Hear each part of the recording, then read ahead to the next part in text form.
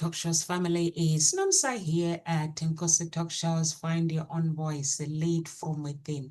So with me today, I'm with Carol Ann Cooper and Shireen Lovegrove and Kamau Emma. How are you guys? Very well, very well. How are you, Good, Nomsa? thanks. Good, thanks. I am well, thank you so much. Good. So the top, very hot though. Yes. Yeah, the heat is very It hot. is. Yeah, it's a bit energy draining. It is. It is energy draining. Yeah. So, leading into today's topic, what powerful Yeah. question could we do to empower ourselves and ask ourselves to lift this energy? Yeah, Over so heat. the So, topic is from surface to soul, asking questions that matter. So in a world overflowing with information and rapid exchanges, we often skim the surface of conversations or relationship, even our own thoughts. So we ask questions out of habit. How are you? What do you do? Did you see the news? These questions keep us keep the world turning, but they rarely dig deeper. They don't challenge us, connect us, or reveal the layers, truth within ourselves and others. So, Carol Annie, you chose this topic. Would you like to explain to our audience what was the motive behind that topic, please? Yeah, it actually came up last week because we spoke about powerful questions, and Shireen mentioned maybe it was a good topic to explore, and how could we actually bring that to this talk show, talking about powerful questions and what are they, what can they do? So that's where it came from. And so the topic sort of title, because it's from the surface and it's going deeper. Mm. And so it goes down to what really is there. It's not just skimming along the surface. So how do we use these questions? What are they? What's their intention behind them? And what can they do for us in relationships, in our life? Yeah. And so that's where it came from. It just helps us to move beyond that small talk. Because I don't know about you, small talk just feels like it doesn't engage me. I just sit there listening, and I find myself switching off a bit because I just feel like I just want to go deeper. I feel like there's something going on deeper that will be much more interesting. And so a powerful question would help to do that. And it's being able to do it in a way that is, what's the word? Is it honoring? It's not sort of intrusive, because actually it's about being curious. I want to know more than just what's going on at the surface. So what about you others? What did you think when you saw the title? Yeah, thinking about that, it was interesting because you were asking what motivates it, what's the purpose, what is it that we need, and a lot of my clients come in because they're very much people that like to be in the depths, right? And we have to kind of teach them how to just ask an everyday question to get them just started before they even they want to go to depth before they should go into depth. So it's really about this sort of pacing before you hit the depth level. And it does require a certain level of trust, a certain level of rapport when you start to do that. Because when you go into a depth question or deeper questions, your responsibility then is to listen. Your responsibility is not to walk away and say, oh, I'm going to go and get a drink now. If you want to ask a depth question, you damn well listen to it, because you've done something that's really important, and the person gets left if they don't get heard. So I guess that's the bit that's really I'm paying attention to. I had a client that I was teaching her the drama triangle. And while we were doing the drama triangle, she had some amazing results using it, having done it. And the drama triangle is just really about the basics of social survival adaptation skills that we as humans develop. And And what happened is she had a lovely experience with her sister, but then she had an experience with her brother which didn't work out very well. And I started to think about the fact that she's very much an empath. And the last thing I wanted her to do was go and carry on being the empath in the situation where she's the rescuer all the time, right? So part of the drama triangle is there's a rescuer, persecutor, and a victim. And we kind of revolve around this when we feel not safe in some way. So I kind of said, well, the purpose of part of the rescuer to become a facilitator is to learn how to step into someone's shoes for a purpose. It's not just going in and rescuing, it's going in and saying, how do I help you with the knowledge I'm gaining here? And so it is really about, and what am I going to do with that knowledge? Well, I want to name it. I want to give voice to that and ask this person, is this what you're feeling? And I think that was such an important shift, even for myself, to realize I was actually giving them something that was really important. When you want to go into that depth, when you're choosing to ask those questions, you're really trying to get to the place where you're helping them, the person you're talking to, get more knowledge, get more information, but it also gives them rapport. You create a deeper rapport. So that was what was going on for me when I was thinking about this question today. And I love that. What's the intention of going into that space? What's the intention of the depth questions? And then how do we ask those questions, right? How do we truly honor ourselves while we're asking? These are all little things that we need to pay attention to. I feel certainly when we ask depth questions. Yeah, Yeah. I'm with you. I'm with you on the depth question, and I've noticed it. I mean, this has been known for a long time. There's like, I think there was a paper written. I can't remember the person's name, unfortunately, about the problem of how primitive language does not contain meaning. Um, and it was a concept called the phatic communion, if I remember correctly. Anyway, it's yeah, basically it's a long concept about how small talks is not as useful as the like it doesn't create shared information, but rather a social bond, and people want to bond with each other when with the simplest of things and the things that they're common with, birds of a feather flock together and all of that. And however, there was another study done in the University of Arizona, I think about 10 or 15 years ago, uh, by a researcher called Mel, MEHL, and they did an experiment, and how small talk has almost neutral emotional effect, while that was the result. Like it had almost neutral emotional effect. However, deeper conversations boosted people's well-being and happiness, between quotation. That term of happiness is overly used, unfortunately. But anyway, the whole concept is how can we uh, how can we change that small talk? Yes, it's an icebreaker. How do you do? Lovely to meet you. But we can also add a little bit into these conversations for first time meetings to have a bit more depth into the knowledge of the person in front of you.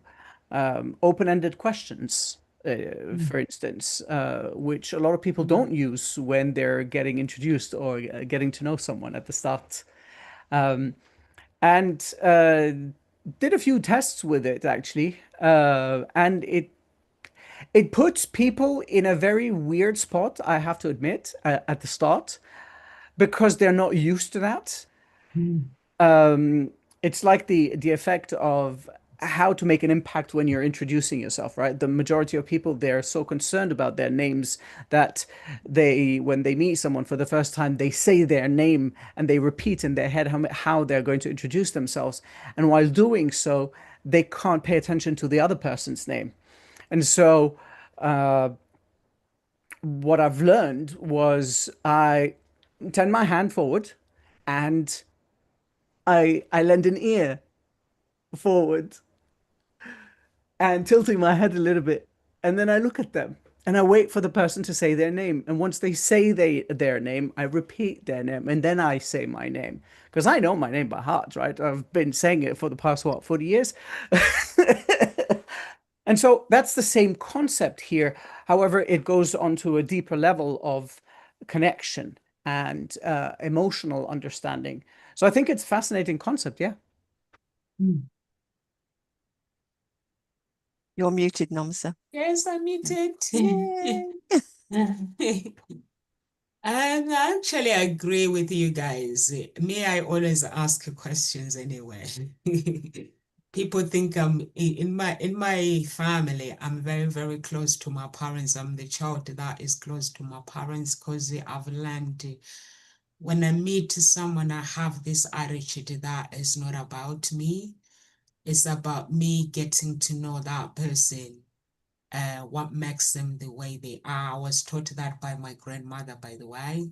She used to say, when you meet someone, you always ask what makes them the way they are.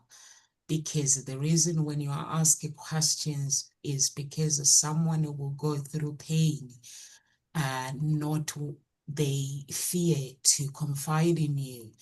But if you call them your friends and you talk to them, you ask them questions, then they can feel that you are interested in them. So they are able to open up with you. So that led me basically spending my time interviewing my family. I'll be like, okay, family, my dad, sit down, ask questions. So what? Ask questions. By growing up, my siblings, they thought I was the favorite, but I wasn't. It's just because even the guy, there was guy, when I met Des, he taught me the same thing as well the first time, that when you meet someone, you go to business event, don't just be interested in taking someone's card, talk about your business. No, be interested in them, personal and business life a little bit, just so that they know. And then there was this guy who was just watching me at Andy Harrington, and then he came and said, Nomsa, I've seen you talking to people. I like you. You are actually, this person who goes around and taking people's business cards. You're actually talking to people. So I said, oh, thank you. So I ask questions, but people think that I'm nosy, but I'm not. So yesterday we had a business meeting with the different countries because we want to work with presidents and stuff. So I said to the woman, I noticed she had the same name with somebody else. So I said, okay, before we go further, I like to know what I'm dealing with. So I asked her questions. I asked them questions. She was like, yeah, it's fine to ask questions. So I think you guys are right. Asking questions, it is good.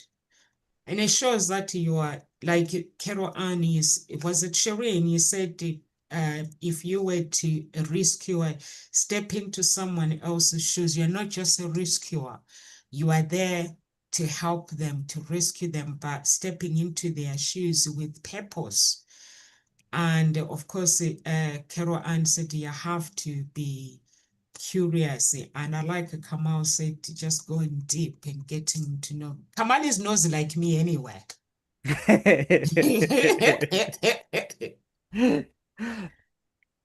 Yeah, he's very nosy. It doesn't have meetings with me. I miss those meetings. We used to have private meetings, and then he just get nosy and nosy and nosy.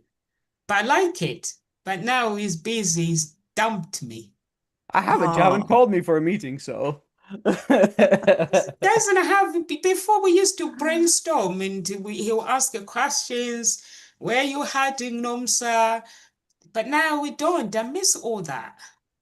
I'm around. It's summer vacation, so I'm here.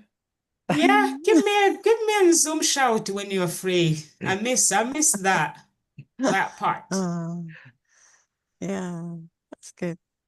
So what you were saying, yeah, it is, it's great that somebody noticed, and that's what gets you noticed. People notice when you're interested in somebody else, Yeah.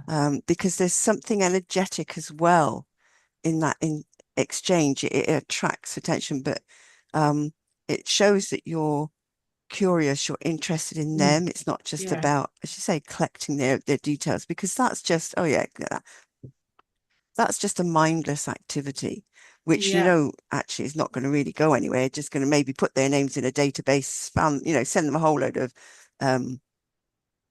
emails or newsletters or whatever, and not really getting to know them. So asking questions about them, being curious it creates that bond, and people will then remember, because actually in asking those deeper questions and creating that feeling of safety in somebody, well, somebody's interested in me, it warms their heart.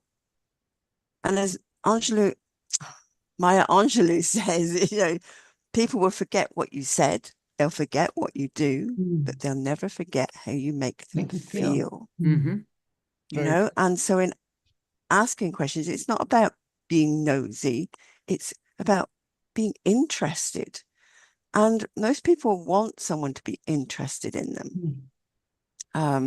So yeah, it's great. Don't be afraid to ask the questions, but it is about how you ask them and what ones you ask. And as Shireen, you were saying, it's about that listening. It's about waiting and listening, because how do you know what questions to ask? And that came up, and I said it before, when I first started training in brain gym, in one of the first courses, I remember the instructor was demonstrating one of the processes on me, and in sort of getting what the goal, or talking about what was there for me, he asked me a question, and I still remember this, looking sideways and thinking, how did you know to ask that question? Because it literally drew an answer out of me. Mm. And it was like, oh, you really want to know? That's what was here for me. I wasn't being told the answer. I wasn't just being asked and then, oh, it's got to be this. And it felt for me like somebody really wanted to know. And so, yeah, it was like, that piqued my interest and took me on a whole quest of exploration and learning. But what does that asking a powerful question do? It actually gets people to pause, because when I was asked that question, it's like I stopped and I could feel myself going in, and it's like the answer just came out from within. So people will pause. So it is allowing them that time and space, as you were saying, Shireen. It's that listening, it's that giving the time, because it's then listening for their response. Because most people, that they'll ask you a question, oh, how are you, and off they walking, and you're still left, and it's like, did you really want to know? So it's asking maybe another more powerful question, instead of, well, how are you, maybe what's been happening for you today, or and stopping and waiting for that answer. um they I felt heard and listened to and seen. It was as if I wasn't an invisible person when I was asked that question. So again, don't worry about these questions, because it is about you'll make people feel seen and heard and valued. What they have to say is of value. And so, yeah, as I was saying, it just pops up that new awareness. I didn't even know where that answer came from. It was like, ooh, I didn't know that. So it opens up those new awarenesses that you bury so deep that all the time, because they're never really, you don't go there. No one has ever invited you to go there. And it's an invitation to go inside. So, and actually, if it's just a play, because you then play with what's said, what they come back with, and you just dive deeper with it, just sort of play around with that question and open up. It allows for just that conversation to naturally expand and deepen. And there's something really beautiful in that. So I think, people saying, oh, there's a closed mindedness to these questions. If you feel there's that block and they're not open to the questions, then you don't go there. You maybe just find some other way of being with them. Again, it's that listening, what is happening with them, So, yeah, what happens when you ask them, and where do you go with it? Yeah, absolutely. And I was just looking at a quote, which was Martin Luther King. He said, "In the end, we'll remember not the words of our enemies, but the silence of our friends." Oh, And that's really interesting. yeah. It is about being able to be silent with people and allow people to speak, and not try and find the answer that you're going to give them, right? Yes. But being open to not knowing what's the next question, but even if you, or not knowing how to even go even deeper, it's just really about, oh, okay, because often that space will just allow people, because they're already gone, they're thinking, they've landed in another place already. So really just the space to let someone talk is probably the most loving and wonderful thing we can give another human being. And as I said, if you're going to ask those questions, you need to make sure there's enough time for this person to be able to go there, or at least know how to create a container around that. So that's really important. Phatic communion. Thank you. Something I've learned today, but I did look it up very quickly while you were talking. I think small talk has its way of keeping communion, right? I think it has its way. We need to talk. Sometimes we need to say things without any agenda. We just want to blah, blah, blah, babble. And I call it babbling, like a baby does. It just babbles. And it becomes like white noise. And actually, in a lot of social situations, is like babbling. And I think if you're going, and it's about that intention. What's my intention when I'm going? There's a certain amount of babbling that's going to be there, and accept that. But there are some people that I perhaps would want to say, oh, I want to connect with 1, 2, or 3 people, particularly with depth. Those people, and I think that's useful, is knowing who's going to be there and who you want to speak to, right? The other is just social connection. That in itself is valuable. That in itself is just bringing energy so that you can, I think you build it a little bit so that when you do go towards someone and you want to start, it's always useful to start with the nice things first, before you go into the depth things, and be able to look at people and see, have they got the time? Have they got the bandwidth to be able to do this right now, if you want to ask a depth question? These are all things that are going to, being mindful of what's going on, what location, what context. These are all really important things for when you want to ask open-ended questions that actually require someone to think, right? Most of phatic communication, we don't have to think at all. True. At all. We don't have to think. We can just, and that's why I call it babbling. It's just a kind of a mindlessness that sits with it. But it can open the space for creativity. It can lower the guards, so to speak, so that we can get to the space we need to go. So each have their purpose and each have their space. And I think that the key for me when I certainly had to learn as a therapist was to be vulnerable, to accept that there are other people that are better than me. And there's also that actually that didn't mean that I didn't offer value, but that everybody's going to resonate with different people.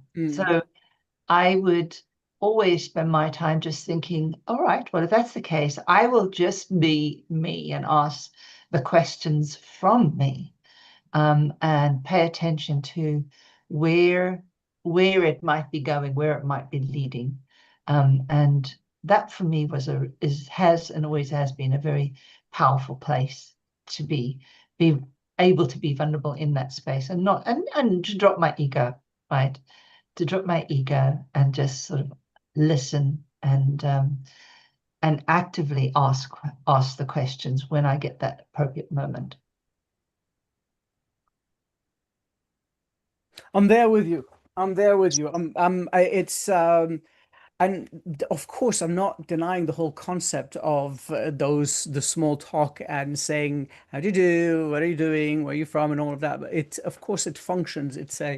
Um, it's the basics of our human interactions, right? It's that bond that creates that I was talking about earlier, and we're all talking about that says, "Hey, I'm here. I want to connect. Just let's keep it on the surface here, nothing too deep. Just what's going on?" It's kind of Right? saying, I'm friendly. You don't have to worry. We don't have Exactly, to. right? I'm just friendly. I'm a friendly That's here. I'm right. a friendly. But I'm going to talk from a purpose level since that's what I do, right? And from people that actually want to seek purpose in their life or seek that genuine, real self. Small talk becomes like it becomes an impediment. It stops you from going deeper into the knowledge of yourself as well as the knowledge of the people that you want to surround yourself with. Now, if I stick to my normal, or if one sticks to their normal small talk all around, how deep can they get into a conversation with somebody? How deep can they get into knowing if that person in front of you shares the same values or belief Mm. systems, or accept the values that you have, right, or that you hold? It's And then on the other end, it allows you to really dive in deeper with a person, right? It allows you to dive deeper within yourself and perhaps sometimes even question the values and the beliefs that you have based on new information, right? Yeah. And that's this is the like the concept of be afraid but do it anyway. Mm. And that's what's required from a person that is in the process of uncovering their purpose. It's to allow themselves to be afraid and have the courage to dive into the subjects themselves. And at the same time, it aligns perfectly with purpose when it comes to the depth of who you want to become, or the depth of who you were, and all the chatter and the babbling around you has hidden from you. So where are you from? What do you do? It doesn't bring you any extra information. It brings you just a current information Mm. and the past. Mm. I would rather ask a question like, um, what do you want to do with after this gathering? Mm. What brought you here? How does this change your life? Right? Things like that. And then obviously we're talking about the in-depth questions here where people will have to consider the questions and have a little bit more reflection on, okay, wait, the person in front of me, like the question that you were posed, Caroline, that question is interesting. The person is interested in what I want to do with the information that I'm gathering here in this meeting or in this whatever it is in today or whatever the situation. And the person is heard, the person is seen, the person is felt at the same time. And of course, listening with genuine intention of understanding, that allows you to ask the next question within the same topic, right? It's not only about asking deeper questions and questions that have um, have impact. It's about getting to learn about someone. People love talking about themselves. We are so self-conceited that we adore talking about ourselves. And if you give somebody the mic, like you do to me sometimes, I'll go on and babble and babble. What I mean is that people would love talking about themselves. So if you ask them deep questions about themselves and how things change and how they want to actively interact with the world based on the information that they're gaining today and all of that, they will go on and on. And if you listen carefully, they will give you the chance to ask more questions and deeper questions and more and more. And then you would be simply be presented as an interview or a journalists. Journalists are amazing at doing that, right? They disconnect themselves from the small talk because they want information, they want to share knowledge, they want opinions, they want your 50p on something. They want, so they disconnect completely from the how to do, what are you doing, where are you coming from, and they go straight to the point. And by doing that, they allow people to go in depth in their with their thoughts.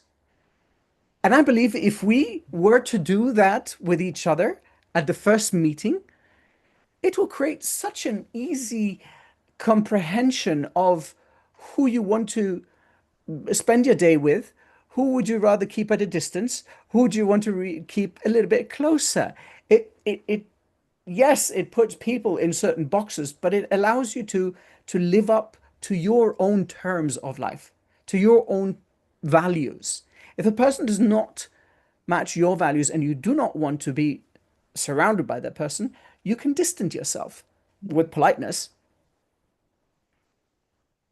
Don't burn bridges, right? Keep them there at a distance. But at least you know that, okay, I want a very superficial interaction with this person. I want a deeper, meaningful interaction with this person. I want that person to be a very close friend of mine, and so on. I think it makes life easier.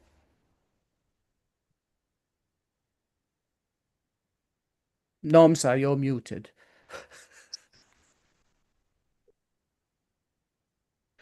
Again, you didn't unmute. Yeah, I love that, Kamal, when you say allow, or when you ask questions, it may force you to actually question your values and the beliefs that you have about yourself. I think, and also you say people love to talk about themselves. Um, I think that's really, really important to know that when you meet someone, by the time you leave, you have to know the basics about who they are, where they live, what they do, and all these things. Like, but there are some people that they'll go and say hello to someone, but then you ask them later, they're like, don't have a clue what they do and things like that because don't care. But they feel, but to them, they're like, if you're gonna hang out with people, you have to know, you have to be someone who cares. Because if you're not authentic, people can actually see it and they can feel it as well that this person is being authentic. So, like, I like what Shireen said. You said, what did Shireen say? You said, let someone talk. And when you talk to them, talk without an agenda. I think that is really, really, really important. And Carol Ann, you said when someone asks you the questions, when you were asked the questions and when you were talking to that person, you felt so different, you felt hurt. And you also said people will forget this quote, that people will forget what you said about them, but about you said, but they will never forget how you made them feel. I think that is really, really important. Everything comes down with the Kamal's papers, habit, Carol Ann, what she's saying that people will never forget the way you make them feel. And Shirin is saying, do not talk to me with an agenda. But there are some people nowadays to find authentic people. People connect with someone because they want something. They don't connect with someone because they want friendship, authentic friendship. So it's really, really important to start with the intentions. Why are you asking the questions you are asking? Is it to connect? Is it to understand? Is it to heal? Is it to challenge? Having the right heart behind your questions sets the tone for soulful connection. And it makes that person feel good about themselves, feel happy when they see that you're authentic, and they want to connect with you. But nowadays, people, even I've seen even people on Facebook, when they make friends with me, and then the next thing they will stop talking to me, and they will stop liking my post, but they tag me because actually they are looking for views. They're not really making friends with me. So they are tagging me. So I'm like, oh, okay then. So the other day I was thinking that I need to I need to work out how to stop people tagging me with their post. But I was like, there are some genuine people that tag me, which I like their post, but it's just gonna take away those. Because yeah, when people start, they make friends with you and like, hi Domsa, how are you? And you're like, oh, I like your spirit on Facebook and blah blah blah. And then the next thing, they're no longer liking your post. They're just tagging you because they want your views. They want you to like their post. So I'm like, okay, there's an agenda. So that's where Shireen's point comes in. Make a connection, genuine connection, just because, like, there are some people that comes to me and say, oh, I see you're friends with this person. I'm looking for this. It would be nice to connect with the people that knows people and things like that. I'm like, but you have to connect with someone because you want to hang out with them. Like Simone, I like his business event, Kettle On, where he forces people to go private, like, yeah, on breakout, to really get to know each other. By the end of the day, if you decide you want to connect with someone, but you already know that person is business and you understand what they are, what they do. I like the way he structured his business event because it is so helpful, because nowadays people just want to connect and everything. Yeah. Just want to connect. For what purpose? Just to Yeah, connect. just to It's like gain from you, to gain. Yeah. another number, another person to sort of share their information with. Is that what you're saying? Yeah. Yeah, because the first time when I met Pastor Henry, because obviously they are well-known people, and someone said to me, but you have to understand that we're not going to. Pastor Henry said, Nomsa is not here to take anything, or she wants something from me. She's just here to stay. She's my baby. This one, I know she's genuine. So don't worry, I'm not gonna do the background check on her or anything. So I know I did not just get connected with her just for connection. It was God who connected me with her. So, because I think they were asking for him to do background check and to see why am I connecting with him and stuff. So I was like, everyone, chill out. So even me, I was like, chill out, guys. I'm not here to take, I'm just here because I just love the guy. I'm not here for speaking gigs to create speaking gigs with you guys. I can do that somewhere else, but I just love the guy. So yeah, it's good to connect, to be authentic Mm. with And I people. think that's what asking powerful questions helps happen, actually. It allows people to be authentic, to get connected with the truth that is their truth, rather than the surface answers that they normally give, you know, that they sort of think other people want to hear. By asking a powerful question, it really does make them stop and think and go in and listen to their own truth and be authentic. And that is powerful. It helps them to really get to know themselves. And it's things that you could ask yourself the same questions. If you really want to get to know yourself, it's recognize, well, what is the surface answers that you always give, and ask yourself, what makes me say that, give that answer? What is actually going on at a deeper level for me? What would I really love to say here that I've never said before? And you could then dive in for yourself. It's not something you do to somebody else. You can work with them for yourself to open up into your own authenticity. But it isn't something that you do to someone. These questions isn't about doing something. Something I think, Shireen, you said, that it's not about fixing somebody. Yeah. Or not rescuing them, I think was your words. And that isn't the purpose of them. I think it was Kamal, I think you said it's about bringing that more information from them. Because, yeah, I realize small talk is a skill. And I think there are certain people have a skill with small talk because they're good. They can have that chat and then they move on. They have that chat. But then it is knowing when to sort of stop and go that bit deeper. So small talk has a place. I'm finding myself saying and realizing, and it is a skill because it opens up that conversation. And as you said, Kamal, asking, what is somebody's name, and listening in and then repeating it back to them. And very often I will ask for the spelling, because for me, I'm very visual. So if I can see the spelling, I then know how to pronounce it, or I'm more likely to remember it. So again, and most people appreciate that, especially when there's different spellings of their name. Yeah. And also being able to pronounce their name. If it's a name that isn't quite, you can't quite make out, well, how's that pronounced, and you're never going to remember it again.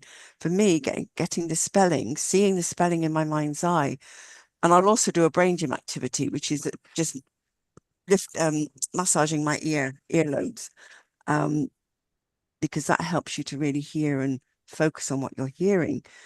And then you can remember, because it is that focused listening. You're engaging your brain. What is this person saying? How are they pronouncing their name? Or how is it spelled? So you're engaging all the senses. You're more likely to remember it. Yeah. And don't worry if you don't, because it's again, you can say, oh, I'm sorry, but it will come back to you much more quickly, and then you are more likely to remember it because it opens up that conversation again. So, yeah, it is about that, wanting to know more about the person. And it's not about fixing. It is about helping them to be more authentic with themselves and true to their own truth. So I think, understand the difference between social or small talk and understanding what its purpose, because it has a purpose, as you said. And so get that skill. Maybe that's another conversation. What is small talk? We could talk about how is it? I don't know, but anyway. Yeah, well, count me out. Count me out. Count you out. It is interesting. When I used to nurse, I met some really amazing people, and one of someone I really developed a great relationship with was one of the diplomats. And I can't tell you, even though there was just a few minutes of conversation, you still felt as though you were the most important person this person was talking to. I think that is a skill. Definitely. I also think within that is a love for people, a love that is, I just want you to feel you are the most important person that I'm talking to right now. And he was able to remember little things. so that when I came back, he would remember, right? And it was in, and I suppose, you know, if you're a diplomat, you're going to talk to a lot of people and have a lot of things. But it was just it was amazing learning that I gathered from him. Was really about, and I realized it was for me was the fact that he just loved people.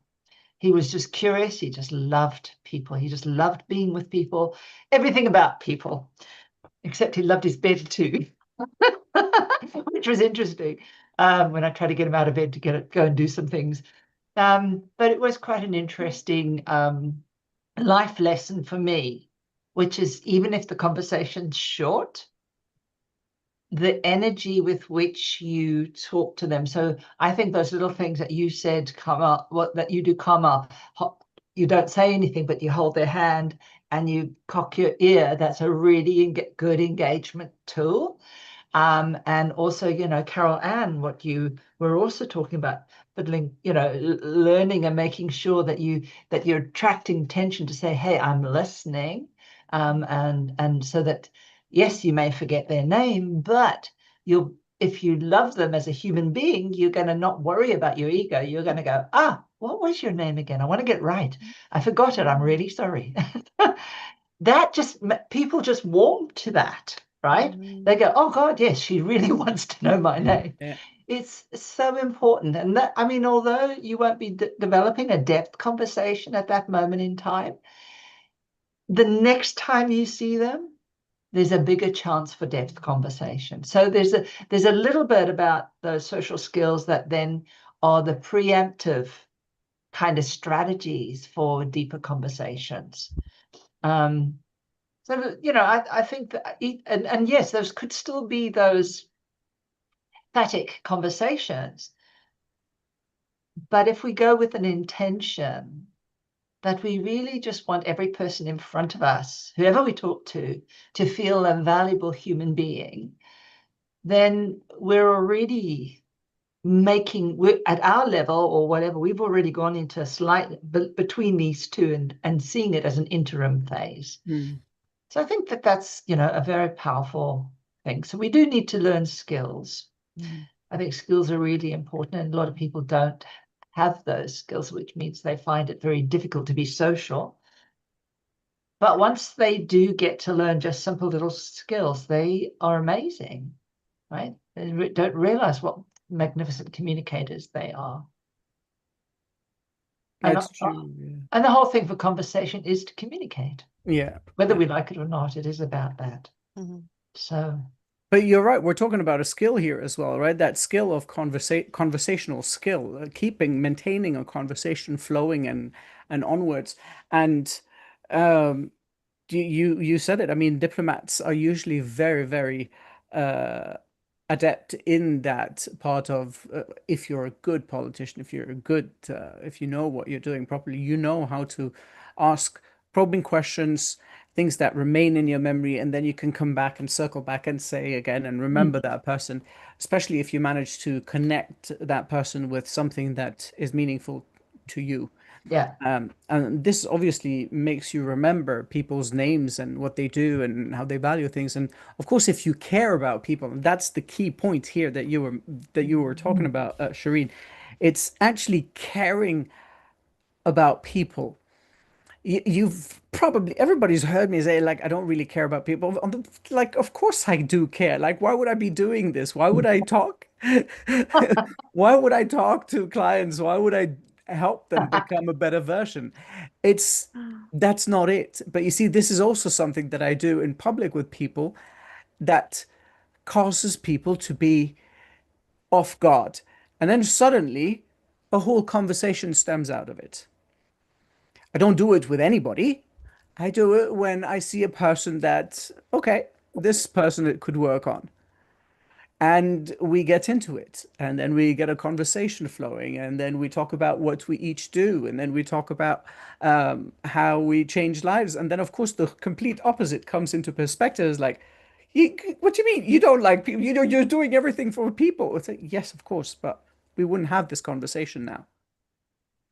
So, and to be honest, I'm getting to know people the first time for me, oh my God, it's such a pain considering that I'm an introvert and I really, I don't like, it's uncomfortable for me. As much as I talk in front of people and do all of this and I have a loud voice and all that, that first time meeting somebody or going to introduce myself to someone, I get scared every single time. And it doesn't change. This is the inner me. This is my reality.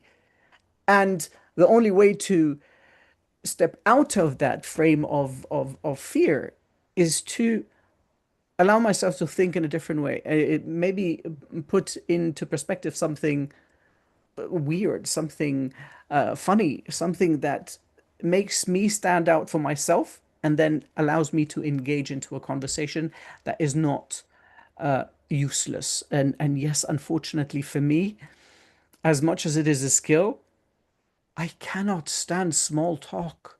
It for me, it's a waste of time, especially with people that you know, right? And then gatherings of people, of friends or colleagues, and they're saying, "Oh, did you see the weather yesterday? Oh, yes." And oh, what was the weekend like? Did you go hiking? Oh, the hike was wonderful. Oh, which hike? Rubbish. Nothing, nonsense, useless, waste of time. Give me something valuable about your day. But that is valuable. Come on, they're No. going walking, exercise. They're seeing things. Tell me what And you you, got out of it. Don't tell me I went on this hike on this Yes. mountain and I saw another view. It's the same view. Well, that's where the oh, but powerful maybe you see questions a come neighbor in then, mice isn't or the it? You could ask them, how was it? Describe it to me. Tell me more about it. That's where Exactly. you Yeah, then that's dive true. in. That's true. However, listening to it at the same time for me, when Yeah. people talk, it's like, ask something more interesting. And so we all experience these moments where we can listen to people engaging in small talk, and there is no value in that conversation. And I enjoy the value of conversation. I enjoy sitting down with you and having this back and forth because every day I do this with you. Every time I do this, I it takes me an hour and then I sit on my own. What did Shireen say? What did Caroline say? What did Nomsa say? What did I say?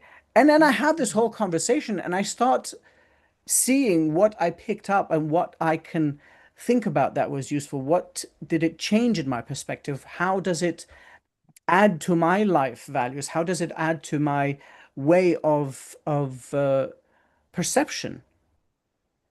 That's what I find interesting. And to come contrary to certain beliefs, conversation and communication is a transaction. It's a transaction of knowledge. Mm.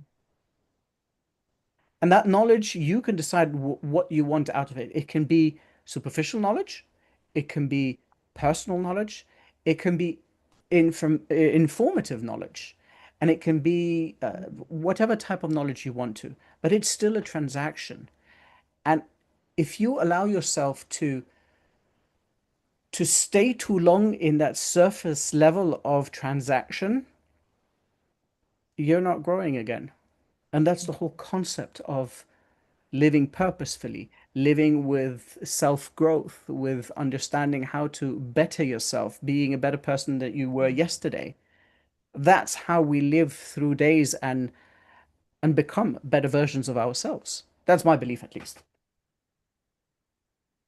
I like that, Kamal, where you get to know someone authentic and asking questions. I think the generation that was before us, they lived a beautiful life because now we have social media and we have loads of gadgets options. It doesn't help for people. Sometimes you find people that are in a business event or they are somewhere, but their phone, they're just, even on the street when they're walking, it's like phones. And they don't have time to talk to people. That's why there's so much divorce. People don't talk to each other anymore. They just prefer to use gadgets. That one will do that one, and that one will do that one. Mm. So I think we have to bring back that generation of our parents. It was a better generation. Do you know I didn't watch TV? May I got to meet the TV, I think, when I was 17. Yeah, when South Africa got their TV. Yeah, I never. 1983 or 84 or something like that. Yeah, I The was a world child who stopped. I just spent time climbing outside, just outside and hang out with my friends, mostly my aunties and stuff, because they come from a big family on my daddy's side. But nowadays it's just TV, it's big screen on TV.